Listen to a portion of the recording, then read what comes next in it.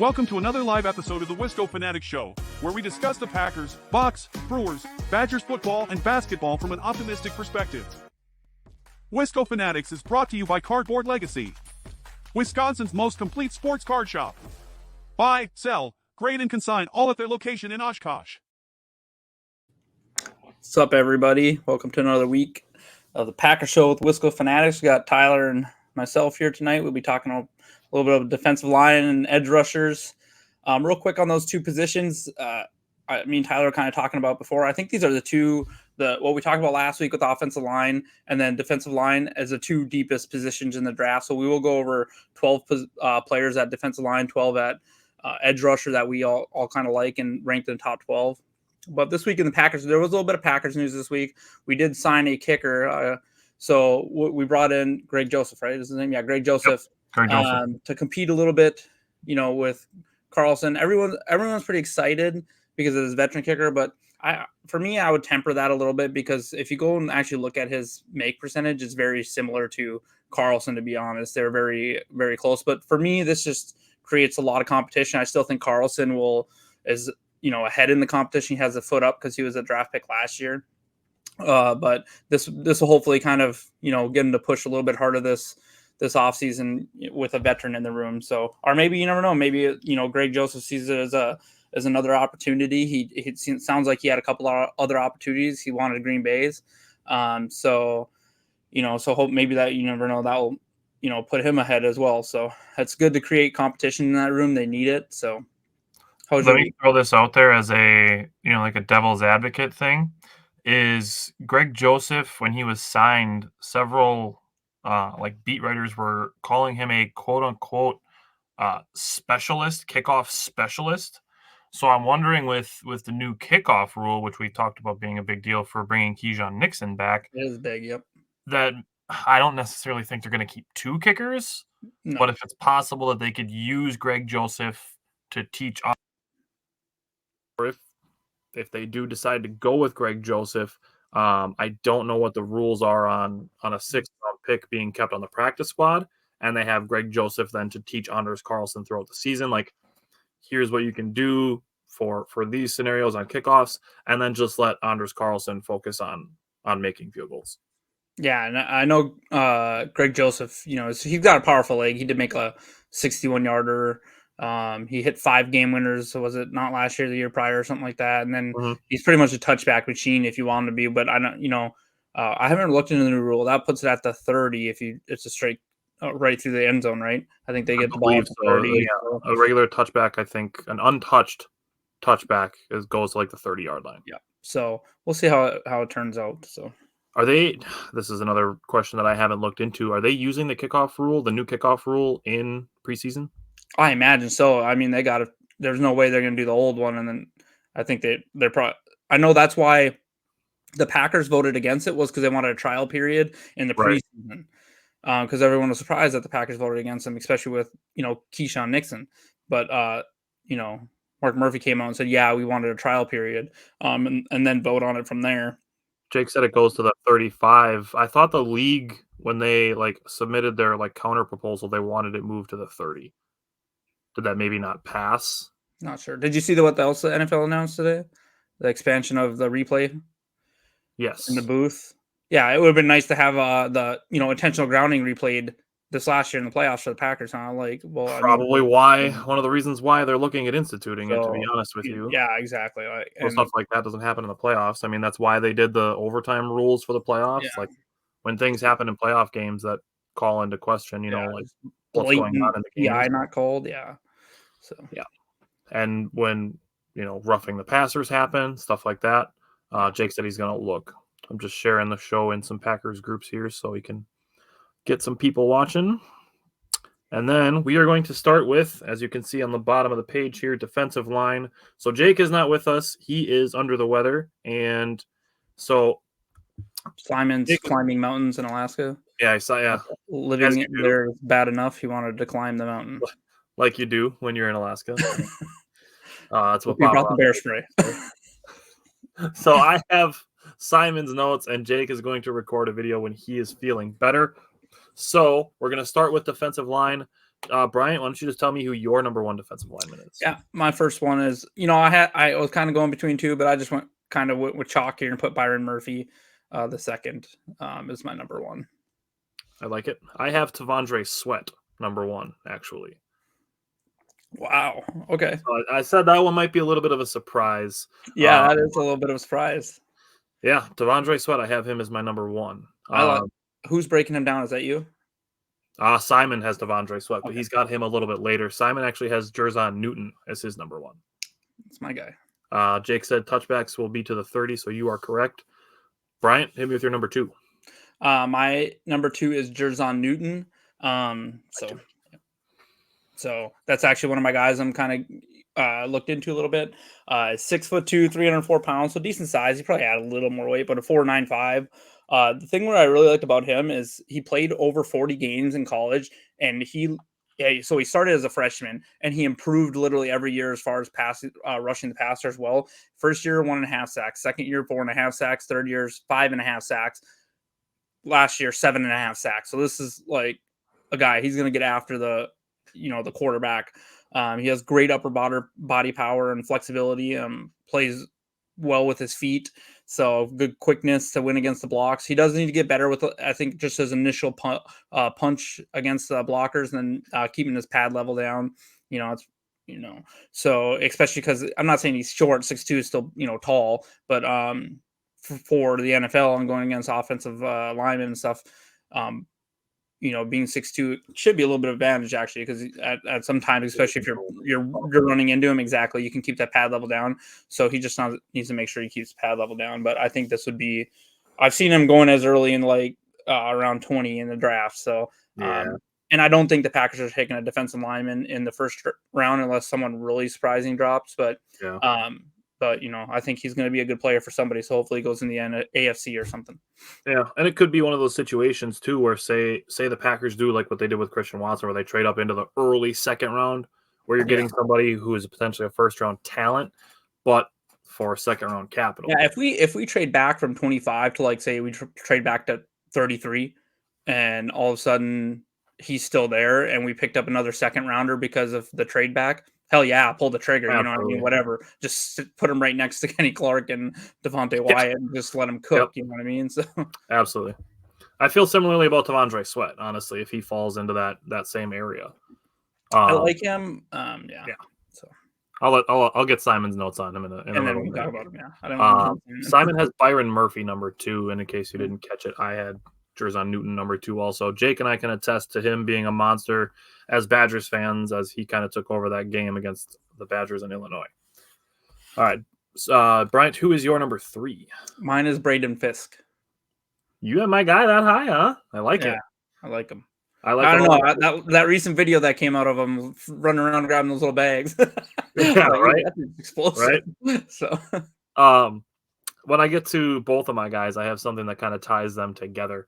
Fisk was definitely one of the guys that I noticed at the Senior Bowl, and I think that was one of the reasons I wanted to grab him as one of my guys to highlight. But number 3 is where I have Byron Murphy. Definitely would be super excited if the Packers would grab him. He's one of the guys that could be the first offensive lineman to go off the board as well. And if he's there at 25, I wouldn't be mad if the Packers took him. He's got a lot of versatility in my opinion. Number 3 is where Simon has a guy pretty high. He's got Darius Robinson. I actually have him as an edge rusher. So just like one of those things where we talked about it kind of before the show started, that there's going to be some guys that are kind of in the middle ground here. And it's like, I said this to Jake about a week ago. I'm like, can we, as people that talk about the draft, like come together and collectively separate D-line, defensive end, and outside linebacker, please? Instead of having to just throw them all into one and then being like, oh, this guy could play D-line or D-tackle or D-end or D-tackle. And then it's like, oh, no, he's lumped in with outside linebackers. So for Darius Robinson, I think this would be a fantastic pickup for us in the 3rd round, or maybe the second round pick, because he's so versatile with what we have right now going on the line with Engbari out and everything. He can pretty much play anywhere on the line. But my concern with him is that he'll be kind of stuck between that interior defensive lineman and that edge rusher, where he's that weird weight or whatever of 285 pounds. But I do think he's powerful and versatile. So I think it'd be fun to he could be a fun ad because he could play a lot of different parts on the line. So, yeah. Okay. So who do you have number 4? That's where I got T'Vondre Sweat. Like him a lot. Oh, wait. We'll let Simon. Sorry. Excuse me. Go ahead. Yeah. Simon's first. Number 4. That's where I have one of Simon's other guys that he has a little bit lower. I have Ruke Orohoro. It's listening to his name. It's like, man, that's just cartoonishly awkward. Yeah. But that's how you say it. Reading earlier. Like, Horo. That's a name. Yeah. That's a name. You gotta bet $5 that Roger Goodell fucks it up when he says it on the draft. Probably. Yeah. Maybe he won't get taken in the first round. Well, but he'll be one of the celebrity picks and let his mom announce it so that she can say it perfectly. Yeah, no kidding. Number 4 is where Simon has Braden Fisk. So you guys have my guy higher than I do. Bryant, who's your number 4? 5. Number 4 is T'Vondre Sweat. My number 5 is Chris Jenkins. So that's the other guy I'm covering. Huge. For one, he has a pedigree to play in the NFL. His father was like a 4-time Pro Bowler. He played over 40 games at college. He was dominant on the Michigan defense. He was the team captain for that championship team, which is, for me, that's a huge thing, right? Like, that shows that he has leadership capability. He consistently wins with his hands, and he will win the majority of his one-on-one battles. Like I said, he has the active hands, and he does possess some pass rush ability and a good spin move. The only thing is, really, he kind of struggles with double teams or trying to bull rush or anything like that. So that tells me he probably needs to add a little bit of strength. But for me, it's just like when that NFL pedigree does mean something to me, because that means it's in the blood and they grew up around it and they grew up around that work ethic and what it takes to be a successful player. So, I think he could be a player if we ended up drafting that, he gets in and kind of gets the feel for it. And then the next year you see a big jump. I can see that. You look at just the guy that the Packers have drafted whose family has put people in the NFL. You look at Clay Matthews. Yep. All right, my number 5, that's where I have Michael Hall. That is one of my first guys, 6'3", 290 from Ohio State. One of the guys that stood out at the Senior Bowl. I was bummed that I didn't get to interview him. He stayed outside of the interview space during the Senior Bowl after the practice, so I didn't get to interview him. But he has a 9.24 RAS, has a great swim move. He's quick on the snap, and he has power. So one thing you'll hear me talk about a lot with D-line and with edge rushers is pressure rate. So I'm looking at pressures per snap, basically. So Michael Hall had 29 pressures in 228 pass rushes. That is a 12.7% pressure rate, which for a defensive lineman is very high. Being over 10% as a guy who's going to face regular double teams is pretty high. So being at almost 13%, that definitely stood out for Michael Hall. Similarly to what you said with with Jerzon Newton being 6'2", one of the knocks on Michael Hall is that he's only 6'3". So NFL.com knocked him for his size and weight. So if he could add even some more muscle, Michael Hall could be just an absolute monster. Yeah, my note on him was just that he's undersized, but explosive power and quickness helps him win. So, yeah. My other thing as a potential con for Michael Hall is he could do better getting off of blocks if his initial moves fail. And then the last thing I want to say about Michael Hall, and I know you guys will like this, he reminds me of Kenny Clark. That's really what he reminds me of. I don't do a lot of comparisons, but watching his tape, it's like he gets off the snap quick. He's not necessarily like a heavy guy. Like Kenny Clark is like 313, so he's not. Yeah. He's not T'Vondre Sweat, who's like 360. 366. Michael said Hall is only 20 years old, growing into his body. That's a fair point. But just the way that he plays, like it does remind me of Kenny Clark. You say he's only 20 years old? Yeah, Michael said he's 20. Oh wow, yeah. So my number 5 is Michael Hall. Jake said he likes it. I knew he would. As soon as I said the words Kenny Clark, I knew Jake was going to like it. Number 5 is where Simon has T'Vondre Sweat, who is my number 1. But T'Vondre Sweat, he has him as 22 years old, 6'4", 366 pounds from Texas. So Simon's notes say that he played most of his snaps in his career over the B gap, ended up with 2 sacks, 31 total pressures, and 6 batted balls in 2023. That is something I noticed about him as well. He's got a knack for getting his hand up in the air to bat some passes down. Simon's pros say improved every season of college and was effective in his pass rush and run defense. You can't teach his size. Block here in my notes. Improved on his pass rush moves and counters from 2022 season. Very light on his feet for his size. Really fast and violent hands. Showed the ability to get off double teams and win his one-on-ones. For cons, he has listed his conditioning will be very tough to manage coming out, being as big as he is, which will limit his snaps in a game. He lacks explosiveness off the line and tends to rise out of his stance, which can diminish leverage. Yeah, for me, for T'Vondre Sweat, that the size and the conditioning was my concern. If you're drafting him, I feel like you're drafting him as like a first and second down, maybe run stopper, or like on third and fourth and shorts. You know what I mean? You shove that big body in there and just make him move him. Which, don't get me wrong, there is a spot for that. Absolutely. You don't take that in the first round, in my opinion. You want someone that can play the full game most of the time. But T'Vondre Sweat, there's a chance he falls to the second. And if we're like, that's our run stopper right there, and we take him, I'm not going to complain. If he makes it to 41, I'm running up there with the card. Jake said he's by far the best run stopper in the draft, and I agree. All right, Brian, who's your number 6? My number 6 was Darius Robinson that I talked about with his versatility, why he'd be kind of an interesting ad for Green Bay. Steve said I've actually heard that Chris Jenkins is the best run defender. He is very good. Number 6 is where Simon has Chris Jenkins. And then my number 6 is my other guy, Braden Fisk. Now I have these two back-to-back. Hall and Fisk are actually the 2 fastest defensive linemen in the draft. So they both ran sub 4.8 40-yard dashes. Wow. Which, as the size that they're at 290 and 292 is impressive. So Fisk was another guy who stood out at the Senior Bowl. He's 6'4", 292, so he's got a little bit more natural NFL size. From Florida State, he had a 9.88 relative athletic score. So 9.24 for Hall, 9.88 for Fisk. So Packers place a lot of stock in that. I watched his tape against Louisville, and he was all over the place. Like, he was in the backfield on passing plays. He was in the backfield on running plays. He tackled a wide receiver on a wide receiver screen. And Louisville was pretty good in this 2023 season. He had the longest broad jump as a defensive tackle and a 4.78 40, like I mentioned. He had 26 run stops versus 181 runs. Looking at that, when I was looking at run stops versus runs played, looking at about 10%. So if a guy is stopping 10% of runs versus running plays that he's facing, that to me is kind of like the benchmark for where guys are like more elite at run stopping. So Fisk has that in his game. He's strong, fast, has a good motor, and then again, pressure rate. He had 28 pressures in 263 pass rushes. That's a 10.6% pressure rate, which is pretty solid for a nose tackle. Again, a guy who faces a lot of double teams.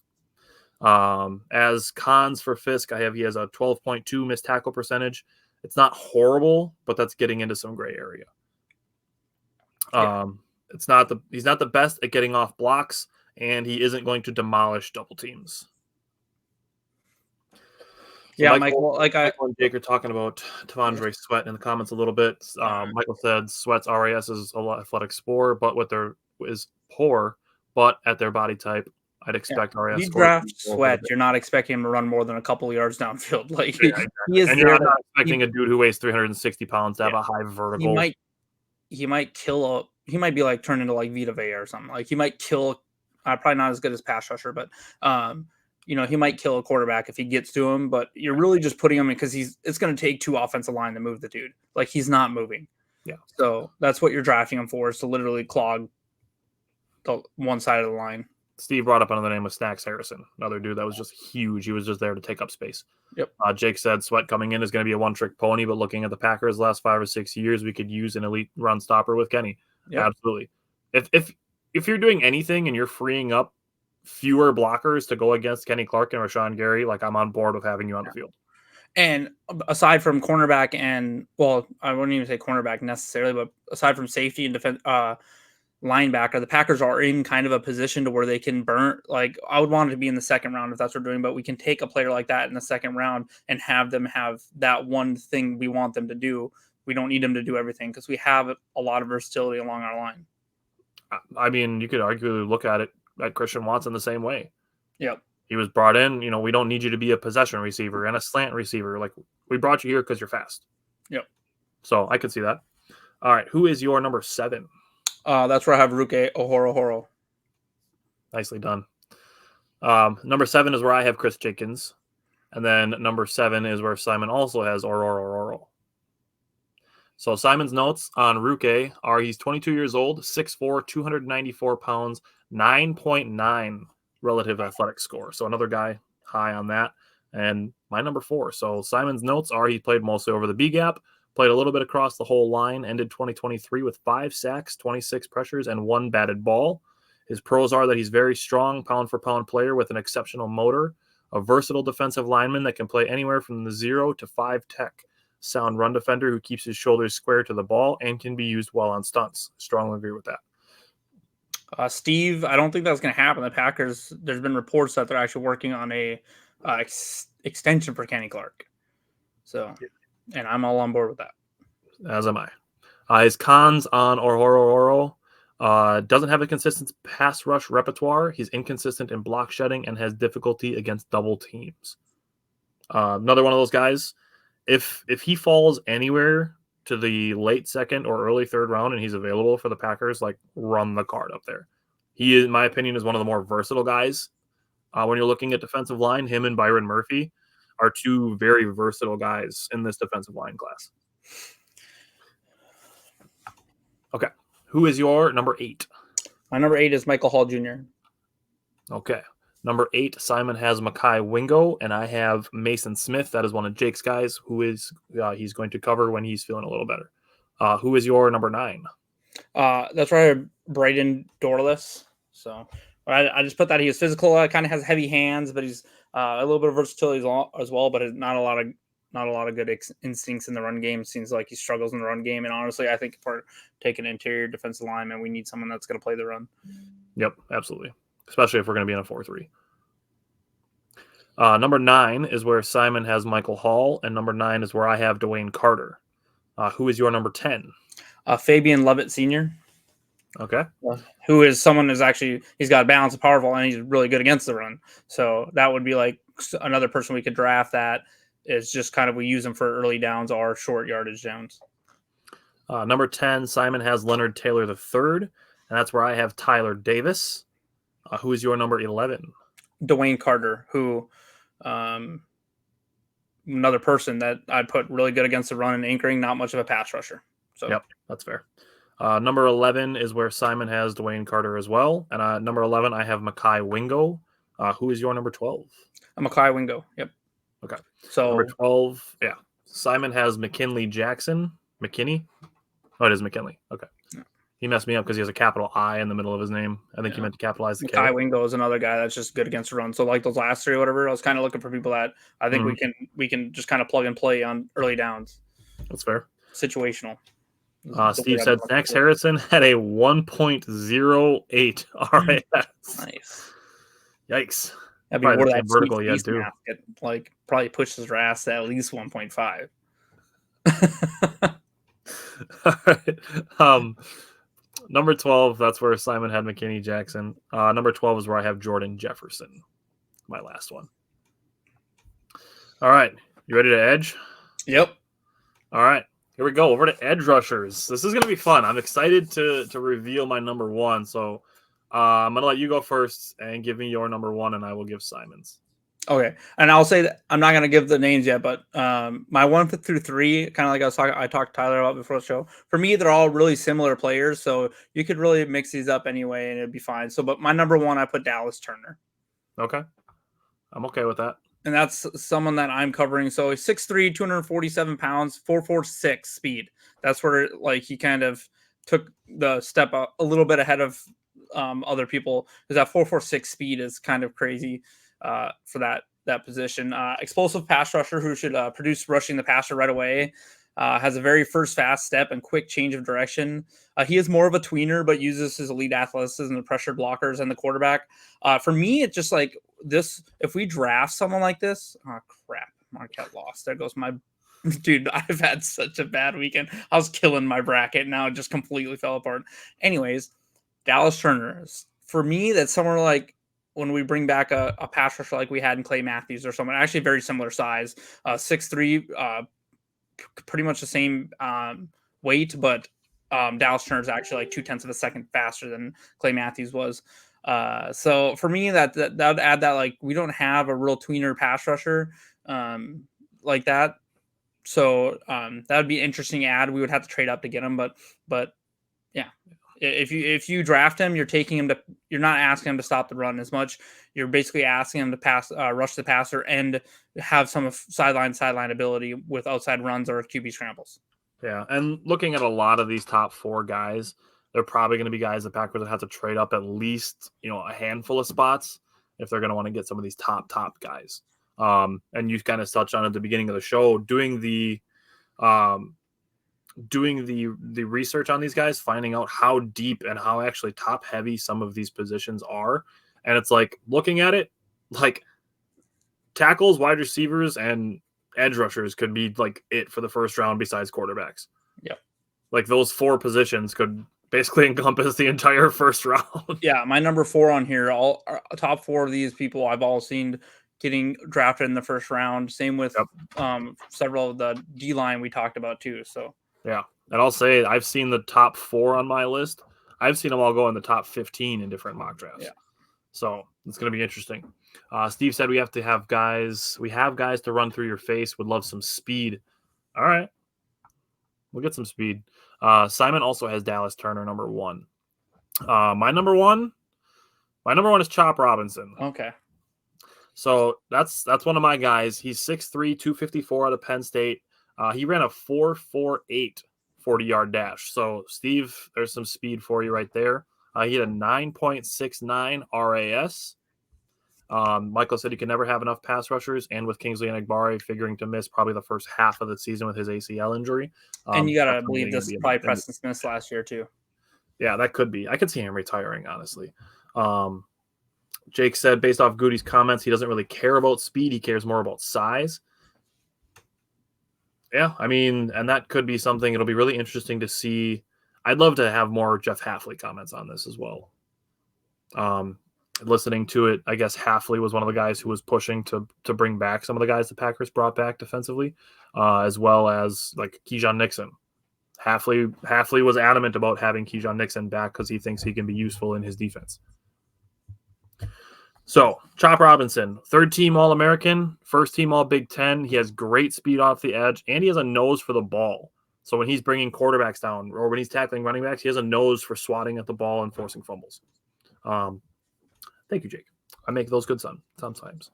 So my thing with Chop Robinson, do you remember how when we used to talk about Devontae Adams all the time, we talk about how the fact that he's fast and quick, and twitchy, where you watch his feet and it's like, okay, he's not like floating in the air, changing direction in midair. Exactly. And his footwork, things like that. That's my thing with Chop Robinson. He is fast and twitchy. He's fast and quick. He's both. He's not overly powerful, but he does have some sneaky strength to him. And he only missed 7.1% of tackles. That is super low for an edge rusher, as I've seen with some of these other guys who are up at like 15, 20, some 25% on missed tackles. So Chop Robinson being a very sure tackler absolutely gives him a bump for me over some of these other guys. And that's why he ended up being my number 1. So looking at him, he had 26 pressures in 148 pass rushes. That's a 17.6% pressure rate. That's very high. And then the other thing that I looked at, and this is one of the other reasons I'd like to have outside linebackers separated from D end, is because I did look at coverage with a lot of these guys. And separating outside linebacker from defensive end would save me a little bit of time when looking at that, because if I know a guy's a defensive end, I don't have to look at coverage. But looking at outside linebacker type players, I'm looking at guys who can maybe cover running backs out of the backfield or tight ends. So Chop Robinson's coverage, he played 91 coverage snaps to a 68.1 passer rating when targeted 12 times. So looking at potential cons, he did miss 2 games in 2023, and to nitpick, you could say he could improve against the run. Michael brought up a guy, Brenton Cox, is ready to step up, but was at the Seattle preseason game last year. He dominated in. I believe he can step up while Enagbare rehabs.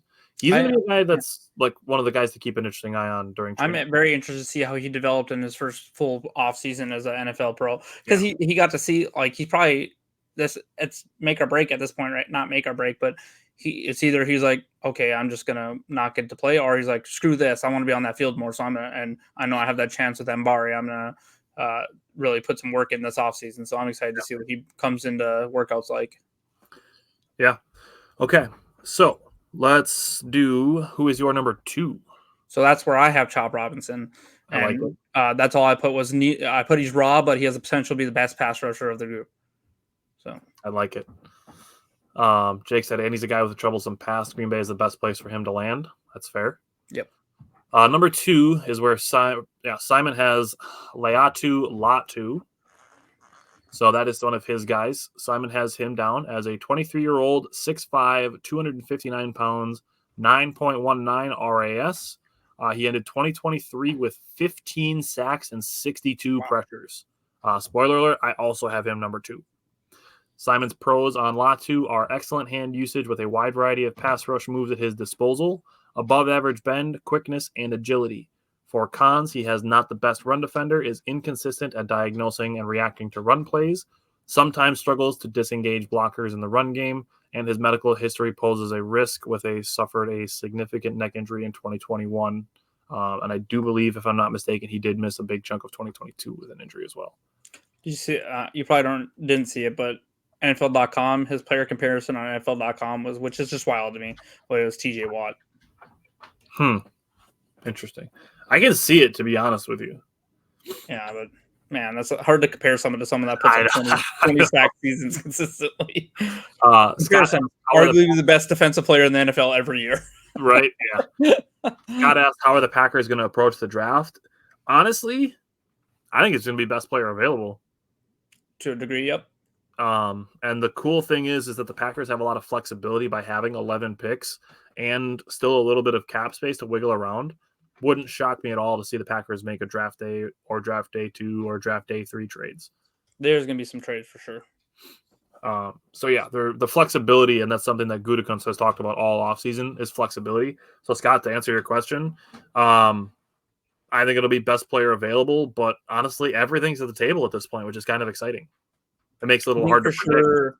Like if I was a betting man, which I am, but if I was going to bet on this, I would bet that they go either a defensive back, like I know, Cooper DeJean is a big name for the first. I don't know. I want to see his workout first, but I would bet offensive line. But then it's been like, it's been a long ass time since the Packers drafted an interior lineman in the first round.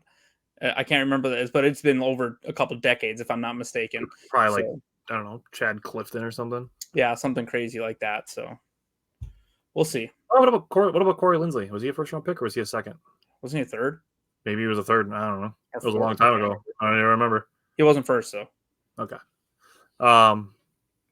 Yeah, Scott said thanks. Hopefully we'll do well. Honestly, looking at Gutekunst's last 2 drafts, he's absolutely knocked them out of the park. Yep. Honestly, if we get to a point like if say like Troy Fautanu is available in the first round, I would love that pick as well. So we're gonna miss Showtime. Honestly, we're gonna miss the person, I think, more than the player, if I'm being completely honest. Josh Jacobs possesses basically the same skill set, but the ability to be a 3-down back. I don't know. For him he went to the Vikings out of spite. There was better opportunities for him, and he went there. He's not winning anything. Dude, go to Dallas. Go home. Dallas would have been a way better. Even Houston before they got Mixon. Go home. Well, yeah, it was go to your home state, dude. Crazy. He didn't go to one of the Texas. Dude, he could have gone to Houston. Probably he could have went to Dallas. He could have went to. Dallas. He's from Texas. You know what I mean? It's just nuts to me.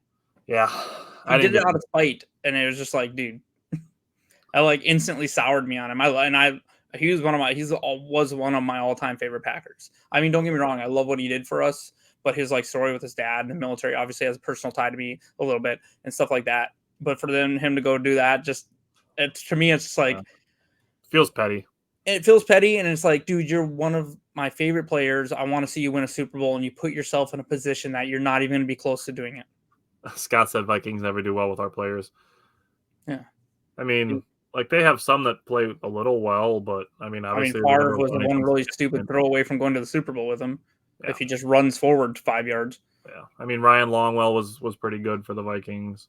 Greg Jennings wasn't ever as good as he was at the Packers, obviously. Steve said he thinks it's a 5th round. Yeah, I mean, Favre was good there, but like we said, never won anything significant. I think they had one NFC championship game. Jake said Derek Sherrod was the last offensive lineman drafted by the Packers in the 1st round. Yeah, but what about interior? It's been a long time. Yeah, Jake, I'm not even going to mention that name. Doesn't need to be. Okay, so where are we? I think we're at number 3 now. Who's your number 3? Sorry, I just seen his comments. Yeah, I'm gonna leave that my number 3. My number 3 is Jared Verse, and he's someone I'm covering. I do. He's 6'4", 254 pounds, around a 4.581. My brother Chris wanted me to say about Jared Verse that he's very versatile, so he wanted me to make sure I got that in there.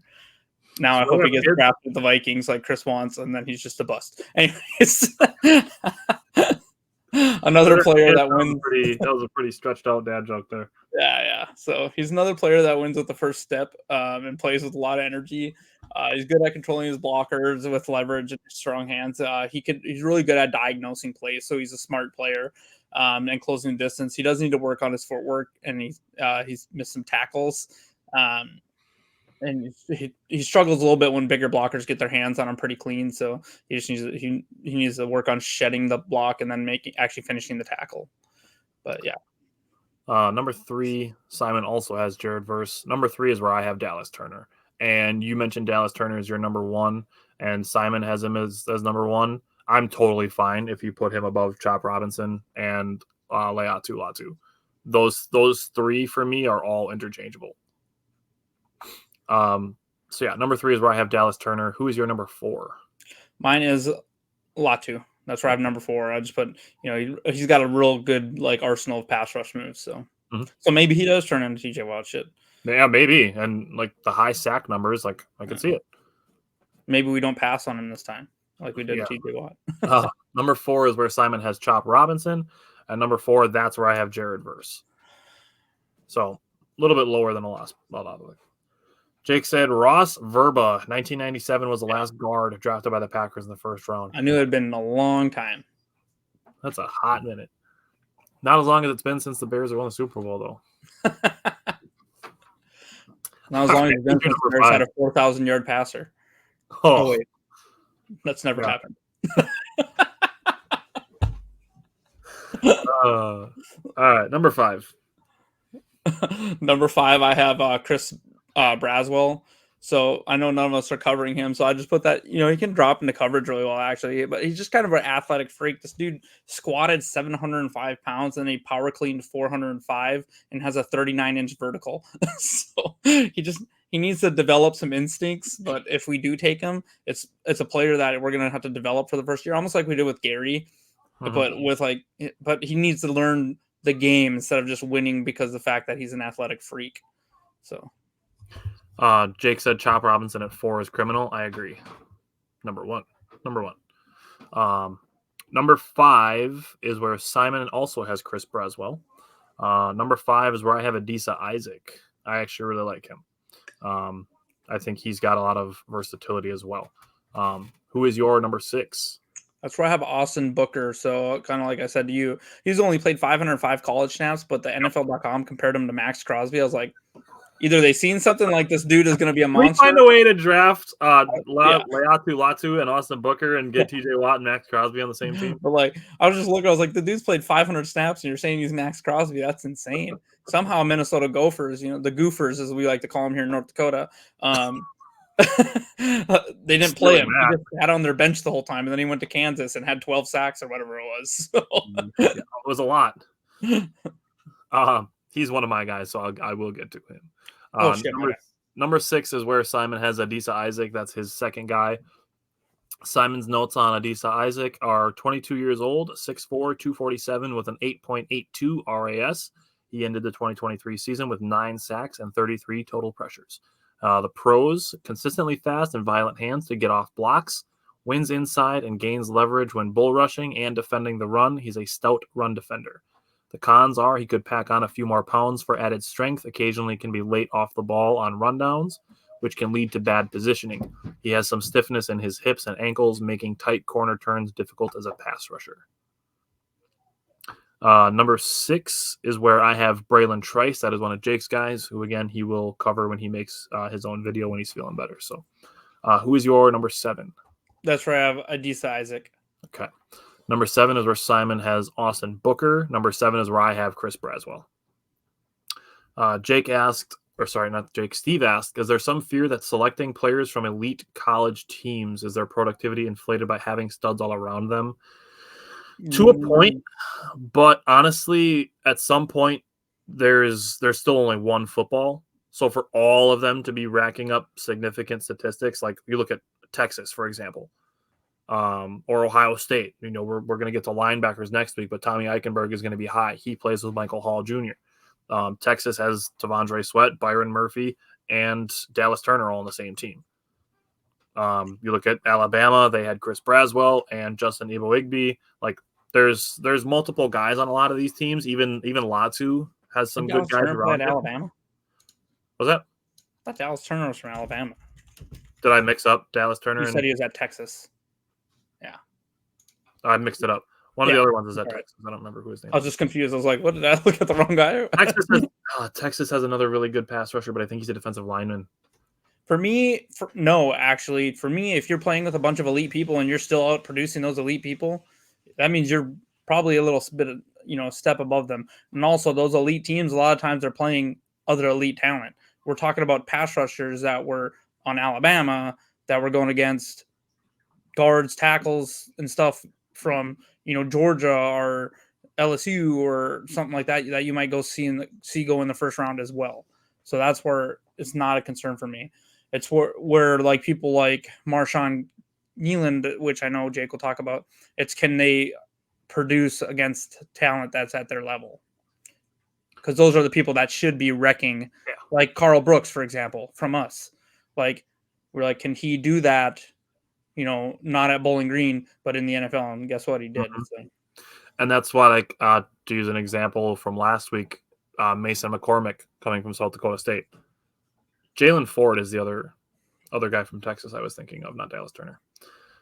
Steve said Miles Jack had Kenny Clark. I mean, I don't have a fear because, if they're performing well at big schools, that's really all you want from guys. I think Miles Jack plays better if he doesn't tear his ACL too. Yeah. Okay. I believe we are up to 7 or 8, excuse me. Yeah, number 8. That's where I have Marshawn Nealand. Okay. That is one of Jake's guys, actually. Number 8, Simon has Braylon Trice. That is also one of Jake's guys. And number 8 is where I have Austin Booker. So you mentioned the 505 career snaps. That is a knock on him. But he's 6'4", 240 from Kansas, has really good closing speed. He's very slippery in the B gap, and he has good bend around tackles. So him being able to rush inside the B gap between the guard and the tackle and being to bend around the outside, that versatility was important to me. I think he could run some stunts pretty well. Absolutely. My other thing with him, and Jake and I hammered on this a lot with a guy like Kingsley Enagbare and even Rashawn Gary to a point, is setting the edge in the run game. That is something I noticed that Austin Booker is good at. So he sets the edge. And the other thing with Austin Booker is that dude lays the wood. That dude hits hard on running, passing plays, like whatever it is. Austin Booker hits hard. So Steve said at the end of the day, Goody will select traits. That's totally fair. Yeah. That's what he does. So looking at Austin Booker, he had 34 run stops versus 229 runs. Again, I mentioned if he's over like that 10% threshold, like that's pretty good. So for him to have 34 run stops in 229 pass or run plays, that stood out to me. As far as cons, he did have an 18.5 missed tackle percentage. That is a little high for me. Prefer to be around like 14 or under. But my thing is he weighs 240 pounds. He doesn't get pushed back. Like he has good leverage.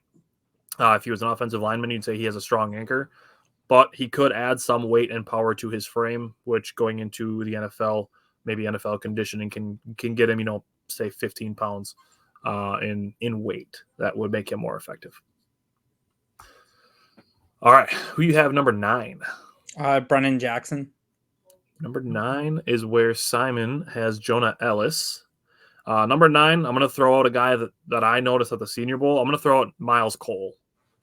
He has the number 1 RAS score, relative athletic score for edge rushers at 9.97. And he's just an athletic freak. Seeing him at the Senior Bowl, like he's a guy that you could use as like a D end or outside linebacker, and they had him working with the defensive lineman, and he's just a freak. So I have Miles Cole. I might be the only one that has him in my top 12, but he stood out to me at the Senior Bowl, and I've liked him since. Who is your number 10? I have a Mohamed Kamara out of Colorado State. That's like one of those players that, he's undersized, but he had outstanding production, but can he do it against, is that undersized? Is that going to hurt him against more talented players? I have Kamara at 14, but number 10, Simon has Gabriel Murphy, as do I. I also have Gabriel Murphy at number 10. One of the guys, he's at UCLA too, wasn't he? Yep. Him and his brother, both from UCLA. I don't have it written down next to my notes, and I should have. Who do you have at number 11? That's where I have Gabriel Murphy. Okay. Number 11, Simon has Marshawn Nealand. That's one of Jake's guys. And then number 11, that's where I have Darius Robinson. I have him as an edge rusher. Okay. Who do you have? Number 12. That's where I have Braylon Trice. Number 12, Simon has Javon Solomon. And number 12, I have Jonah Ellis. Jake wanted me to make sure I mention who the Packers are looking at for undrafted free agents. And it's a perfect way to end the show looking at it from a Wisconsin standpoint. Is the Green Bay Packers are reportedly hosting CJ Getz from Wisconsin as a potential undrafted free agent. So looking at maybe CJ Getz ending up with the Packers, that would be awesome. We've had him on the show before, so seeing him end up in Green Bay would be awesome. So hopefully that happens. I absolutely love the fact that they use their top 30 visits for that. Absolutely. It'll be really interesting. And the thing is, I'll bring this up with top 30 visits. We should probably mention this on every one of our draft shows. The top 30 visits are not if the Green Bay Packers had picks number 1 through 30. It's if the draft was 30 rounds or they had 30 picks. Those are the interviews that they're going to have. So it's not going to be if the Packers have the number 1 pick through the number 30 pick that those are the 30 players. So they're not going to be interviewing Caleb Williams, Drake May, Jaden Daniels, and JJ McCarthy in their top 30 visits because those guys are going to be 4 of the top 10 picks. Where maybe Chicago should do something like that. They probably have to use 5 of their visits for quarterbacks or whatever. Interview 15 quarterbacks and 15 offensive linemen. Yeah. Okay. All right. Anything else you want to say on edge or defensive line before we sign off? Oh, I mean, this is where I think we'll draft like 3 or 4. I think 3 is the minimum amount of offensive line we pick. I think we could pick 1 or 2 defensive linemen in this draft, and luckily for us, both of those positions are very deep. So absolutely. Steve said, I don't think Jair even knew Green Bay was in on him, and he was a trade up. They traded up for Jair, so I don't think they knew they were in on him until they saw that he was kind of slipping. Jake said, Brian always with the Bears slander. Got to let the Bears catch some strays, even when we're talking about the draft. All right. Next week, we will be doing line. No, that's 2 weeks from now. Next week is defensive backs. So we will be doing corners and safeties. The Packers are probably looking to take at least a couple from that defensive back group, potentially even the first round. Bryant really mentioned earlier, Cooper DeJean is a possibility for that first round pick. Last week we did offensive line, so if you're interested in checking that out, we also posted our consensus rankings today for offensive line. Again, next week is going to be defensive backs. And then Monday, our Patreon is going to go live. This is mainly for the Wednesday part of the show. Once we get into September, it could affect the Packers part of it. But Jake and I are starting a Patreon on Monday for watch parties. So we're going to be doing 2 watch parties per month. It's going to be 2 watch parties per month. Jake and I are making our own pregame and postgame shows. We did one last Sunday for the Thunder game. You can check that out. I'm also going to post some clips of that soon. And we posted some clips of some of our reactions to plays during the games. We are doing another watch party on April 16th for the Brewers and Padres, so people can kind of get a look at exactly what our watch parties are going to entail, and they can decide if that's worth $5 a month to them or not. Other than that, we will be better humans than me, because I turn into a different person when I watch a Packers game. We'll have to screen Bryant before we decide to bring him on. You would never all you have to do is ask Simon. It's not gonna happen. Look at that. Michael's already got a quote from one of our watch parties from Jake yelling "weight room" at Chet Holmgren last Sunday. Well, I mean, I could grow our Patreon with it because people want to join to, laugh at me. But we'll put the Bryant cam on there. We'll just let Bryant be the rage in my basement. Yep, there we go. We're just gonna put the rage cam on Bryant in my basement. All righty. We will be back next week with defensive backs. Jake and I'll be back on Wednesday to talk Bucks and Brewers, who started today with a win. So join us for that on Wednesday. Other than that, Bryant, I'll see you next Friday. All right. See ya.